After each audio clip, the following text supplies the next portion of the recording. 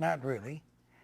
And Doc, he's just, he's got spine on the mind, and he's got no laughing matter. I mean, he has to know in his brain what part of that spine he's working on or whatnot. Very meticulous. So he's thinking he's got to be meticulous on this, and it screws him up. Relax, relax, relax. Pretend you're a woman and it's your honeymoon night. Relax, relax, relax. All right? I wonder how come I can hear some heavy breathing. But okay, I'm pleased with the whole lot of you. And you know what to do. And now, I don't know, you two don't know each other that well, but you might know a place that you've both been to individually that talk over your travels or whatnot and find out, do you know what the White House looks like? You might not have been there, but yeah, you know what let's meet over the White House. And find an equal place that you're both familiar with, and this goes for all of you. And so when you go to your home, she goes to her home. If you want to continue as a partnership on this, then agree at a certain time. We're going to go, and you'll see me flying over the White House. Now, maybe when you deal into your time and make sure that, Pacific and Eastern time are different, But maybe you go there and all you see is an eagle flying around. Well, she's flying around and then you'll see maybe he's not at the White House, but he's flying. He's a fly over an outhouse, So you got the general correlation. But anyway, and then settle down somewhere on top of the White House or wherever you're familiar with. Both of you got an idea what it looks like. Settle there and sit and talk. You're in spirit. I don't care if you're on the top of a pin, you aren't going to fall off. You're in spirit. And have a conversation. Skip the rest of this I'm sending, I'm receiving. Sit there and talk. All of you. Sit there and talk. And then at a given time, once a week or something, try to get a hold of each other through letter, email, or phone. And this is what I was talking about, and this is what I heard. And you will get similarities at first, some similarities. And if you're as lucky as these two, it'll be wide open. But it's practice, practice, practice. And it's not that much practice.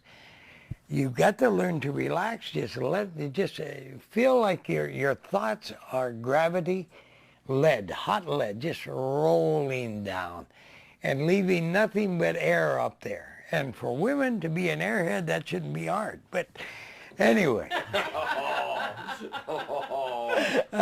Dear. Killed the medicine man. Picking up some salt. Easy for you to say your wife's not here. Oh, I do this to my wife all the time. Don't worry. Don't worry. I hide my injuries well. Could I share an experience on that? Hi.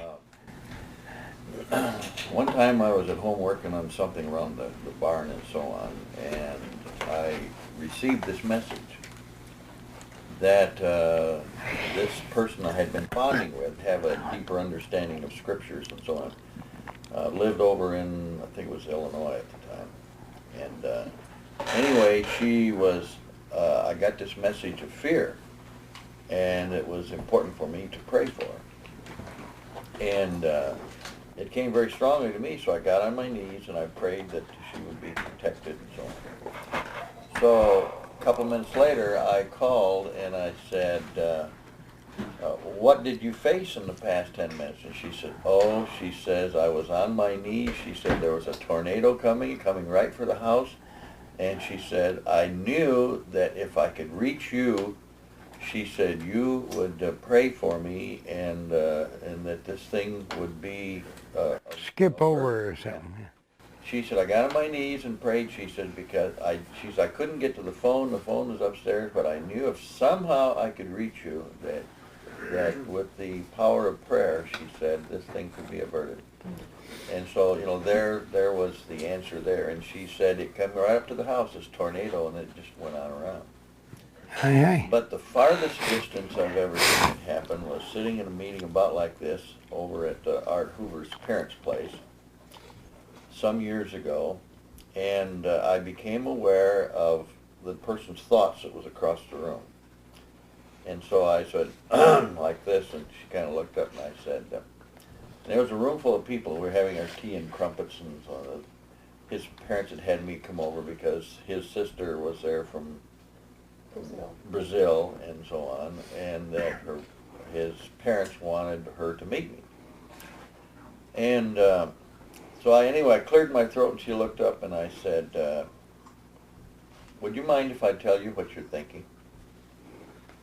And she said, well, okay. I said, you're sitting there wondering whether or not I have the gift of perception.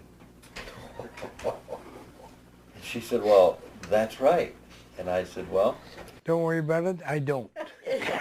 I said, I want to tell you something. I said, that you've never told anybody. I said, you have wondered ever since you were a child whether or not you had any say in whether to come to earth at this time. You know, and before you came here. And she went, I've never told that to anybody. She said, from the time I was a little child, I have always wondered, did I have a choice to come here at this time? And I said, well, I've told you this so that you'll believe what I'm going to tell you next.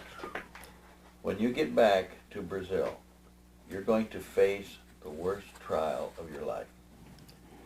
And I want you to know that I will loan you my strength. You ask God, you know, that when you face this trial, you know, you just say to God, Dick has said I could borrow his strength and I need it now. And Art's mother overheard it, and she said, Joy, what was his sister's name, I want you to know you can borrow my strength too. And so a couple days later, I started to get out of bed in the morning. And I could not, I didn't have the strength. I could not get out of bed. I lay there on my back. I was healthy, but I just had no strength.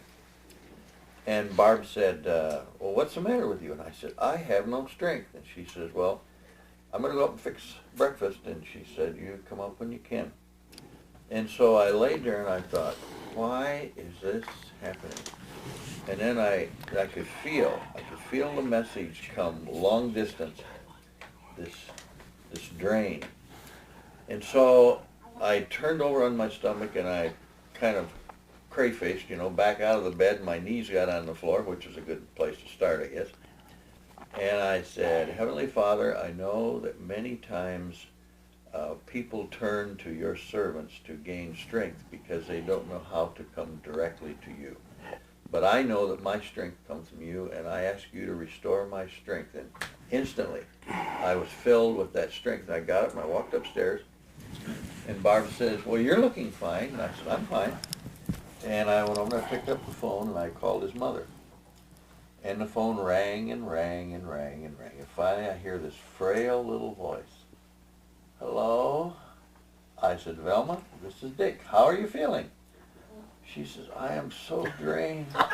She said, I had to crawl across the floor to get to the phone. She said, what is happening? I said, you remember the promise both you and I made to your daughter the other day?